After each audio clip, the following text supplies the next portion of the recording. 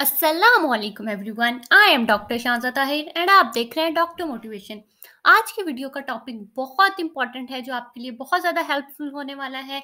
आज का टॉपिक है हमारा latest news about anti test और एमटी कैट और ईटा और एनटीएस सेंथ 2023। सबकी इंपॉर्टेंट न्यूज़ पर बात करेंगे आज की वीडियो के अंदर। और आज की वीडियो में हम क्या क्या डिस्कस करने वाले हैं मैं आपको पहले वो बता देती हूँ।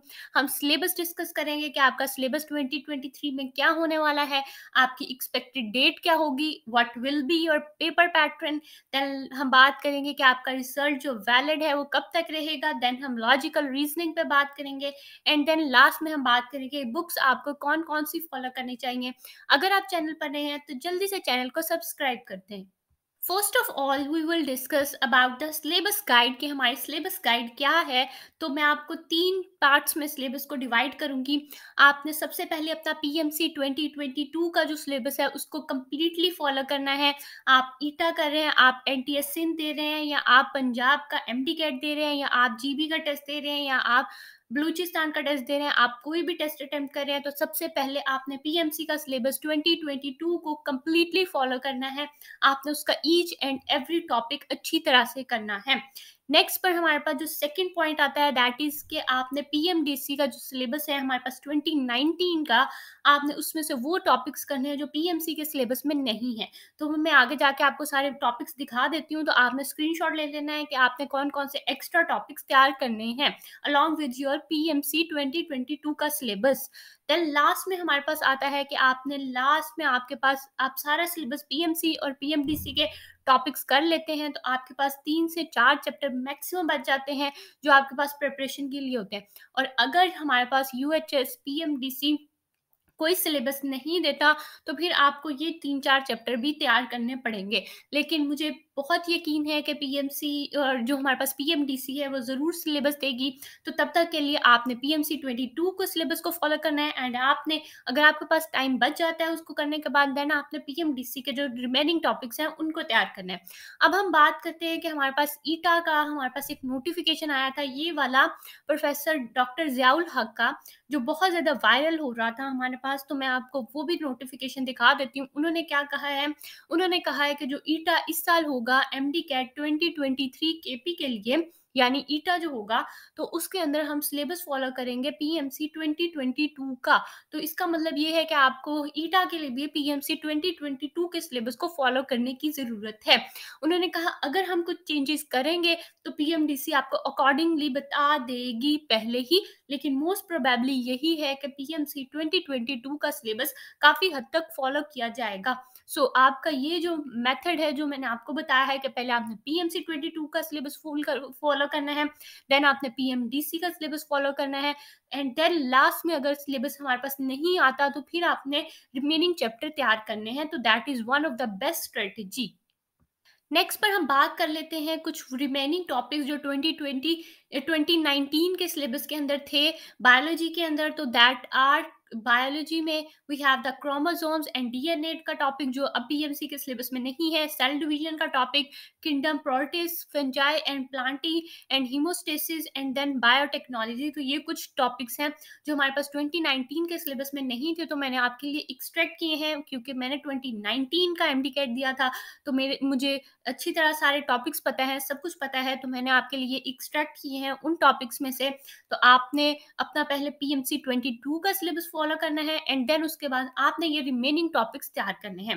नेक्स्ट पर हमारे पास हैं केमिस्ट्री के रिमेनिंग टॉपिक्स जो पीएमडीसी के 2019 के सिलेबस में थे। तो these are compounds of nitrogen and sulphur and environmental chemistry. तो आपने ये भी तैयार करने हैं फॉर द केमिस्ट्री। नेक्स्ट पर हम बात करते हैं फिजिक्स के लिए। तो फिजिक्स के जो हमारे पास 2019 के सिलेबस के अंदर टॉपिक्स थे, these are measurements, light, deformation of solids and electronics, जिसके अंदर हमारे पास रेक्टिफायर एंड ऑपरेशनल एम्पलीफायर्स जैसे टॉपिक आते थे। तो लास्ट में मैं अपनी सिलेबस की गाइड को इस तरह से कंक्लूड करूँगी कि आपको सबसे पहले फ़ॉलो करना है 2022 का सिलेबस। चाहे आप ईटा दे रहे हैं, चाहे आप एनटीएस सिंध का पेपर दे रहे हैं, चाहे आप जीबी का पेपर दे रहे हैं और चाहे आप एमडी कैट यूएचएस का पेपर दे रहे हैं। तो आपने फर्स्ट ऑफ ऑल अपना फ़ॉलो करना है 22 का सिलेबस, हमारे पास पीएमसी का। देन उसके बाद आपने ये कुछ एक्सट्रैक्टिव टॉपिक्स तैयार करने हैं एंड तब तक मुझे पूरी उम्मीद है कि हमारे पास कोई ना कोई सिलेबस ज़रूर आ जाएगा। एंड पहले हमारे पास इस तरह हुआ करता था कि ईटा और एनटीएस जो सिंध होता है तो वो काफ़ी हद तक सिलेबस नहीं दिया करते, तो आपका सिलेबस ऑलमोस्ट पूरी बुक ही हुआ करती है। तो अगर इस बार भी सिलेबस नहीं आएगा तो फिर आपके पास मैक्सिमम इन सारे टॉपिक्स को कवर करने के बाद कोई 5-6 चैप्टर रह जाएंगे जो आपके रिमेनिंग रह जाएंगे। तो आप अपना पहले इन टॉपिक को अच्छा तैयार करें एंड देन बाद में अगर सिलेबस नहीं आता अनफॉर्चुनेटली तो फिर हम वो टॉपिक्स भी तैयार कर लेंगे साथ साथ। नेक्स्ट पर हम बात करते हैं what will be our expected date of MDCAT और ईटा और एनटीएस सेम। तो पिछले सालों में इस तरह हुआ करता था कि ये सारे पेपर डिफरेंट डेट्स पे हुआ करते थे। तो कुछ बच्चे ऐसे थे जिनका डोमिसाइल सिंध का भी था, जिनका डोमिसाइल पंजाब का भी था, तो वो सिंध का पेपर भी दे लेते थे, पंजाब का भी दे लेते थे और दोनों तरफ सीट सिक्योर करने की ट्राई करते थे। तो इन सारी जो हमारी वो थी करप्शन थी स्टूडेंट्स की, उसको ख़त्म करने के लिए हमारी गवर्नमेंट ने ये डिसाइड किया कि सारे एग्जाम्स जो हैं वो एक ही दिन पर कंडक्ट किए जाएंगे। तो पिछले 1-2 साल से हमारे पास एक ही दिन पर सारे पेपर हो रहे हैं। तो एक्सपेक्टेड डेट जो है सारे एग्जाम्स की, आप किसी भी प्रोविंस से हैं तो दी एक्सपेक्टेड डेट जो मेरे नज़दीक है दैट इज़ अगस्त से सितंबर के दरमियान। तो आपको अपना सिलेबस जो है वो आपको एक एंड पॉइंट रखना है कि आपको 15 से 20 अगस्त से पहले पहले अपने सिलेबस को अच्छी तरह से ख़त्म करके एक रिवीजन ज़रूर कर लेनी है, क्योंकि बहुत चांसेस है कि आपका पेपर जो है अगस्त से सितंबर के दरमियान में हो जाए। अगर डिले होगा तो अकॉर्डिंगली मैं आपको गाइड कर दूंगी बाद में, लेकिन अभी के लिए आपने अपना माइंड यही बना के रखना है कि आपका पेपर अगस्त से सितंबर के दरमियान में होने के चांसेस हैं। नेक्स्ट पर हम बात कर लेते हैं what will be your paper pattern. तो हमारे पास जब पहले पीएमसी थी तो 2021 के अंदर तो हमारे पास 210 एमसीक्यूज आए थे और 210 मार्क्स का पेपर था।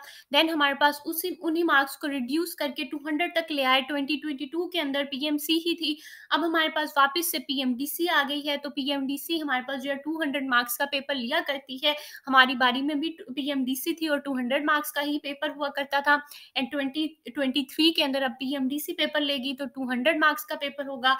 अब मैं आपको डिवीजन बताती हूँ कि आपके सब्जेक्ट वाइज क्या डिवीजन होगी। तो आपके बायो के सबसे मेजर पोर्शन होना है, आपके 80 एमसीक्यूज आने हैं बायोलॉजी में से तो आपने अकॉर्डिंगली बायो को थोड़ा ज्यादा टाइम देना है। देन आपके पास आता है केमिस्ट्री के अंदर वी हैव द 60 एमसीक्यूज। तो आपको 60 एमसीक्यूज के अकॉर्डिंग अपनी केमिस्ट्री की प्रिपरेशन करनी है। Then we have the physics. तो फिजिक्स में we have 40 MCQs and last में वी हैव द इंग्लिश जो हमारे पास 20 एमसीक्यूज हैं और ये टोटल मिला के आपके पास 200 एमसीक्यूज बनते हैं। एंड आपका जो पीएमडीसी का पेपर पैटर्न होगा इस साल 2023 के अंदर तो वो 200 मार्क्स का होगा और आपके एमसीक्यूज की डिवीजन इस तरह से होगी जो मैंने आपको एक्सप्लेन कर दी है। बहुत ज़्यादा स्टूडेंट्स जो हैं वो अपने पेपर पैटर्न पे बहुत ज़्यादा कंफ्यूज रहते हैं अपनी तैयारी के दौरान। तो मैंने सोचा कि मैं आपको एक दफ़ा पेपर पैटर्न भी क्लियर कर दूं ताकि आपके लिए इजी हो जाए। तो आपने ज़रूर इस पेपर पैटर्न के अकॉर्डिंग अपने प्रिपरेशन को करना है ताकि आप पहले ज़्यादा टाइम बायोलॉजी को दें, then chemistry, then physics and last में आपके इंग्लिश आता है। नेक्स्ट पर जो मेरे पास पॉइंट है दैट इज रिजल्ट वैलिडेशन। आपके रिजल्ट जो आपने एनटीएस का आपने लास्ट ईयर जो अपना पेपर दिया हुआ है एमडी कैट का 2022 का तो वो कितनी देर तक वैलिड रहेगा। मुझे बहुत ज़्यादा क्वेश्चन आ रहा था। तो आपका रिजल्ट जो है वो 3 साल तक वैलिड रहने वाला है, चाहे आप अप्लाई करें अगले साल। आपने 2022 के अंदर पेपर दिया हुआ है और आप चाहे अगले साल प्राइवेट में अप्लाई करें, गवर्नमेंट में अप्लाई करें या आप कहीं भी अप्लाई करते हैं, फेडरल में अप्लाई करते हैं, तो आपका 3 साल तक वो रिजल्ट वैलिड रहना है। तो आपको परेशान होने की ज़रूरत नहीं है। तो आप अगले साल भी कहीं भी अप्लाई कर सकते हैं with your previous results. Next पर जो मेरे पास बहुत इंपॉर्टेंट क्वेश्चन है लॉजिकल रीजनिंग की गाइड। तो काफ़ी ज़्यादा स्टूडेंट्स इसमें कंफ्यूज हैं कि हमारा इस साल लॉजिकल रीजनिंग आएगा या नहीं आएगा, और क्या पोर्शन होगा, कितने मार्क्स का होगा, और क्या सब सिनेरियो होगा। तो मैं आपको इसलिए इसके बारे में भी गाइड कर रही हूँ कि आपने इस साल लॉजिकल रीजनिंग की प्रिपरेशन नहीं करनी। पीएमडीसी के पेपर में लॉजिकल रीजनिंग नहीं हुआ करता, एंड इस साल 2023 में पीएमडीसी लॉजिकल रीजनिंग आपके एग्जाम में नहीं डालेगा। तो आपको लॉजिकल रीजनिंग पर आप परेशान होने की ज़रूरत नहीं है।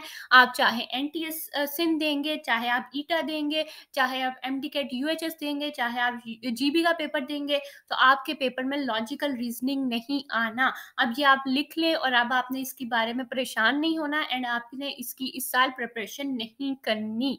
एक और क्वेश्चन जो मुझे बहुत ज़्यादा आ रहा था, बुक्स की गाइडलाइन के हम कौन सी बुक्स को फॉलो करें। तो आप पहले अपनी प्रोविंस की बुक्स को फॉलो करेंगे। मैं बार बार आपको बता चुकी हूँ कि आपने अपनी प्रोविंस की बुक्स को बहुत अच्छे से करना है। सब आपकी जो मेन प्रायोरिटी होनी चाहिए वो आपकी प्रोविंस की बुक होनी चाहिए।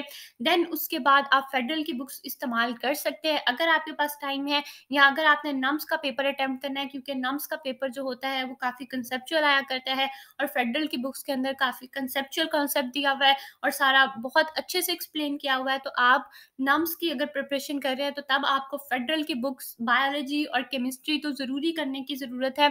लेकिन अगर आप नम्स का पेपर नहीं देना चाहते तो सिर्फ आपको अपने प्रोविंस की बुक पर स्टिक रहना है। लेकिन मैं आपको साथ ये ज़रूर गाइड करूँगी कि बायोलॉजी के लिए आपको फेडरल की बुक ज़रूर पढ़नी चाहिए। साथ-साथ अपने टॉपिक के, आपने एक टॉपिक अपनी प्रोविंस की बुक से तैयार किया है तो साथ ही आप उस टॉपिक को फेडरल की बुक से भी तैयार कर लें। एंड आपके जो कुछ पॉइंट आपकी बुक में नहीं थे तो आप साथ-साथ अपनी बुक पर लिखते जाएँ, ताकि आपको बार-बार फिर फेडरल की बुक भी ना खोलनी पड़े, और एक आपकी रिवीजन भी हो जाएगी। जब आप फेडरल की बुक से उसी कॉन्सेप्ट को दोबारा रिवाइज़ करेंगे, तो एक रिवीजन भी हो जाएगी, एंड साथ ही आप वो पॉइंट जो है अपनी बुक पर भी नोट डाउन कर लेंगे। क्योंकि बायोलॉजी की बुक जो है फेडरल की, उसके अंदर काफ़ी अच्छे कॉन्सेप्ट्स को एक्सप्लेन किया हुआ है, काफ़ी अच्छे टॉपिक्स को एक्सप्लेन किया हुआ है। जैसे कि आपके पास इम्यूनिटी का टॉपिक है तो वो बहुत अच्छा लिखा हुआ है फेडरल की बुक के अंदर। तो मैं आपको ज़रूर रिकमेंड करूँगी कि बायोलॉजी के लिए आप फेडरल की बुक को ज़रूर इस्तेमाल करें साथ-साथ। That is all from my side. Thank you so much.